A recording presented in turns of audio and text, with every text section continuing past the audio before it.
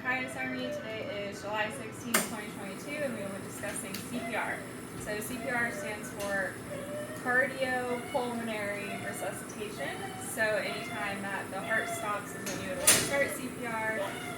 So in these cases, patients will be breathing agonally, which is taking really big deep breaths, stretching of the neck. And it's also when their heart stops beating, so if you listen to them and you don't hear a heartbeat, you would want to start CPR. They can become really pale, really muddy. Those are other times when it will happen, especially when they're agonal breathing. So in that case, the patient, you would bring them over, and all of the things that you would want to have for CPR is going to be an anesthesia machine for oxygen, and you're going to want an ECG machine, which is going to have your pads for your feet, and it also needs to have a capnograph so we can look at our CO2 measurements to see how well we're doing our chest compressions. You'll also want to have a laryngoscope, ET tubes, and your thigh gauze, which will connect to your machine. Your machine connects, you have different systems. You have the non-rebreathing system and the rebreathing system, which depends on your patient's size. On a dog this size, you would use the rebreathing, but in like a small dog or a cat, you would use the non-rebreather. So then when it comes to drugs, in an emergency clinic, there's a lot of different charts and things for different emergency quick drugs to pull up.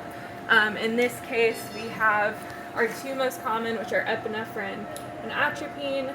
So our quick dosing, they have our 0.01 mg per kg and our 0.05 mg per kg, which is the normal dosings for CPR. So you just take your weight in either kgs or pounds, and for epinephrine, you move the decimal place 2 points, and for atropine, you move it 1 point. So those are quick ways to do the math for those. Let's see. When you're doing your chest compressions, you want to do 100 to 120 beats per minute. And then every time you do 30 compressions, you would give 2 breaths in that time period. When we do it through the machine, you do like every 5 seconds you would give a breath. And when you do those, you would take your bag, push down your pop-off valve, and put it up to 20, and then let go. So that's how you would give a breath. And it's the same way on your non-rebreather as well. So then, let's see. Different ways that you can give breaths is through the anesthesia machine, but also you can do mouth to snout. We don't do those very often, but they can be done if it's hard to intubate, things like that. You'll also want an IV catheter in your patient if they do code and you have to do CPR so that they can have easy access to drugs. There are different ways to give drugs, like you can give through the ET tube, things like that. And then I'll show you the emergency part.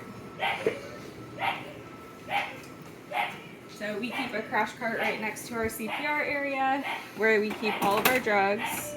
So we have epinephrine, atropine, which are the two most common, but we also have reversal drugs like naloxone, things like that.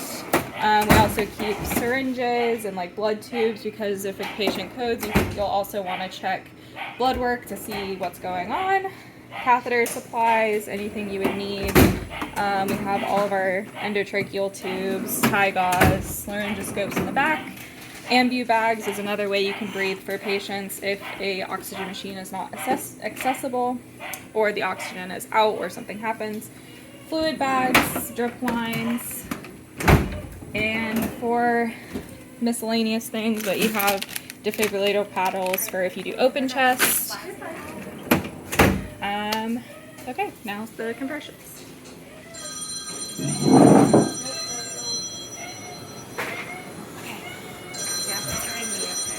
Yeah, you go ahead and start, and I'll tell you when to stop.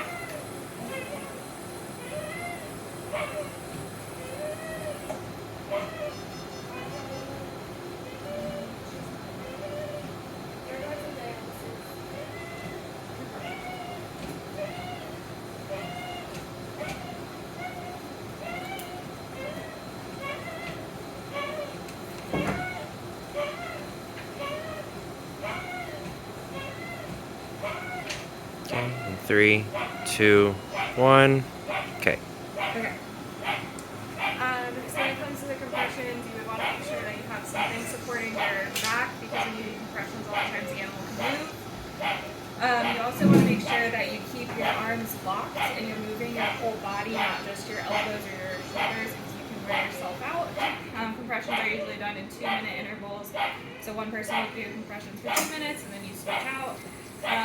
When it comes to a dog like this and this size, like a breed like a lab or things like that, you're going to want to go like directly on top here. And when you do compressions, you push all the way down and you let the heart fill back up. So you're actually coming all the way up and then going down. So you want to make sure that the heart is fully filling. When you're doing compressions, you're going to watch for your CO2 to make sure you're getting accurate compressions. If you have a brachycephalic breed like English Bulldogs, you do compressions on their back and you do it directly over the heart this way. In a small patient like a cat, a lot of times you can just use your hands and you can hold over the ribcage over the heart and pump with just your hand while locking the elbow. You can also do it this way too, whichever way is easier for smaller patients. You have your like more barrel-chested dogs that you'll do more over like the lower ribs that you'll do there. But otherwise, that's how you do CPR. Oh, if you have a patient under anesthesia, it can be a little bit different because they're already anesthetized, they're getting a lot of medications and drugs. So if they code during anesthesia, a lot of times like you would minimize what you have them on and you would reverse any drugs that you've given recently. You do the same in like emergency setting, but it tends to be a little bit different because they have other problems. But in surgery, they have continuous monitoring and they're already hooked up to everything. They'll also have art lines in, so you can do blood work straight from the art line.